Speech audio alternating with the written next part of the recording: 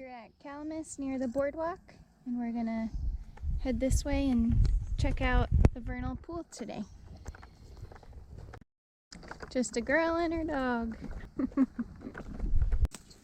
So this is one of the characteristics of a vernal pool, is where you can see that the leaves have been saturated with water.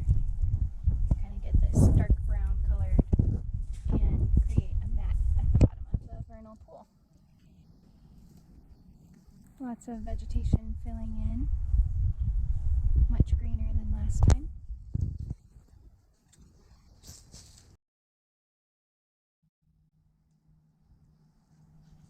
I believe this is Siam suave. This little leaf that looks like a carrot leaf is likely going to be Siam suave, the water parsnip. Common with that one. There's another leaf of it just right there.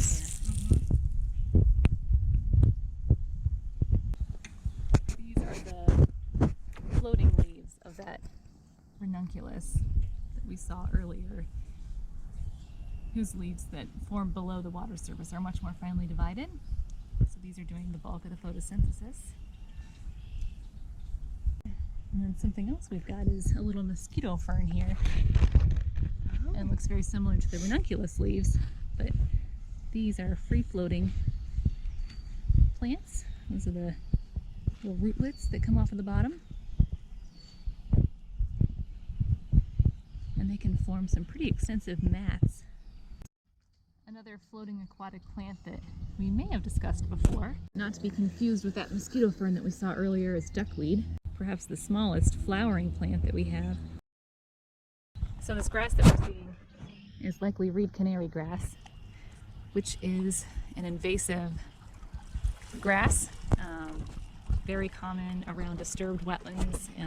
This one especially has a lot of agricultural runoff from the field nearby, which is likely why we're seeing a lot of this algae forming. We're training Jasper to eat invasive species like the reed canary grass that's in here.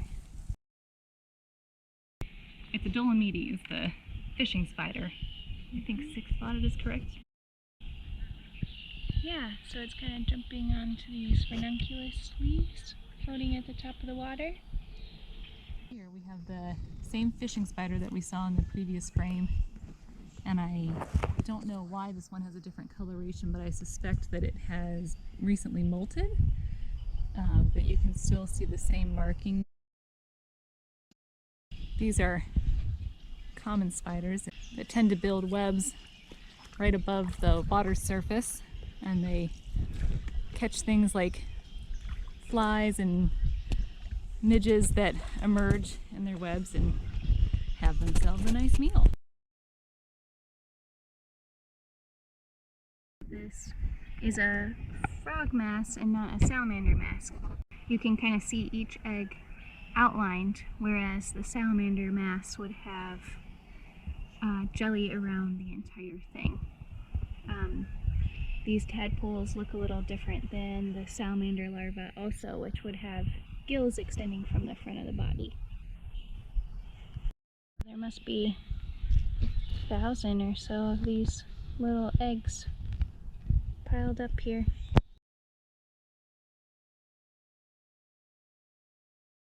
Oh, there's tadpoles though. Yeah, wow. Oh, and they're coming out of the egg mass. Yeah, that's a good thought. So here we can see lots of tadpoles, likely wood frog. These are likely wood frogs, as those are some of the first to lay eggs and develop into tadpoles. They are also very tiny.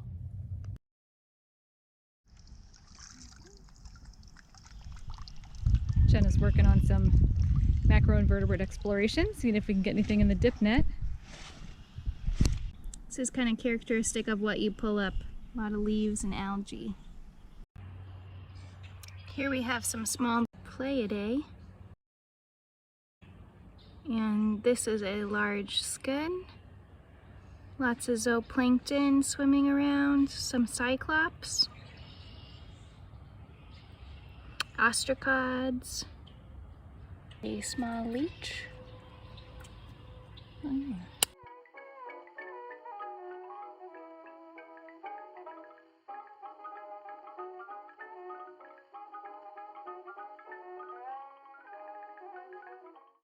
Here's another ram's horn snail. Here's a Physidae snail. These are the air-breathing snails, pouch snails. This is the giant water bug upside down. And if it comes out in this video, you should be able to see its piercing beak, which is what you don't want to get in between your toes. Hence the name toe biter. So this is a beetle larva, and I think that it Oh yeah. molted from here maybe into its adult form. Otherwise it's just a decomposing larva, but Yeah, you can see the pinchers on the front. Definitely predaceous. yeah, Dytiscidae. This is a little adult midge, Oh, so yeah. that might be hard to say which family, but one of the dipteran fly larvae. And how can you tell it's a midge and not a mosquito? The antennae are more hairy, and they don't have a long skinny proboscis like a mosquito would. And if we looked at this under a microscope, we would also not see fine scales that look like hairs on the edges of the wings.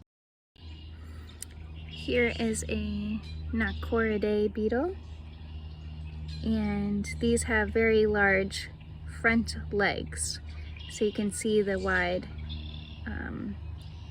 biceps that it has. And it is kind of a green color, moves very quickly, and it wants to be hidden.